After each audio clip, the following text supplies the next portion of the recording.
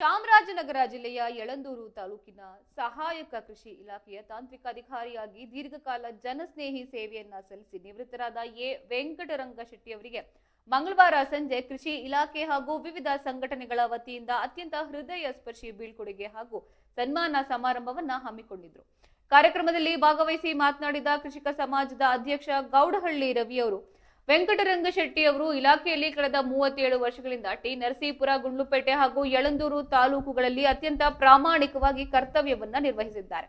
ಇನ್ನು ರೈತರ ಜಮೀನುಗಳಿಗೆ ಖುದ್ದಾಗಿ ಭೇಟಿಯನ್ನ ನೀಡೋದು, ಬೆಳೆ ರೋಗ ನಿಯಂತ್ರಣ, ಹನಿ ನೀರಾವರಿ ಮತ್ತೆ ಪಿಎಂ ಕಿಸಾನ್ ಬೆಳೆ ವಿಮೆ ಹಾಗೂ ಯಂತ್ರೋಪಕರಣಗಳ ವಿತರಣೆ ಸೇರಿದಂತೆ ಸರ್ಕಾರದ ಯೋಜನೆಗಳನ್ನ ಅರ್ಹ ಫಲಾನುಭವಿಗಳಿಗೆ ತಲುಪಿಸುವಲ್ಲಿ ಅವರು ಸದಾ ಮುಂಚೂಣಿಯಲ್ಲಿದ್ದಾರೆ.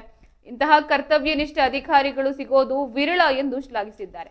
ಇದೇ ಸಂದರ್ಭದಲ್ಲಿ ಸರ್ಕಾರಿ ನೌಕರರ ಸಂಘ, ಕೃಷಿಕ ಸಮಾಜ ಹಾಗೂ ವಿವಿಧ ರೈತ ಸಂಘಟನೆಗಳ ಪದಾಧಿಕಾರಿಗಳು ಒಟ್ಟಾಗಿ ವೆಂಕಟರಂಗ ಶೆಟ್ಟಿ ಅವರಿಗೆ ಶಾಲನ್ನ ಹೊದಿಸಿ ಮೈಸೂರು ಪೇಟವನ್ನ ತೊಡಿಸಿ ಫಲ ತಾಂಬೂಲವನ್ನ ನೀಡಿ ಭವ್ಯವಾಗಿ ಸನ್ಮಾನಿಸಿದ್ರು.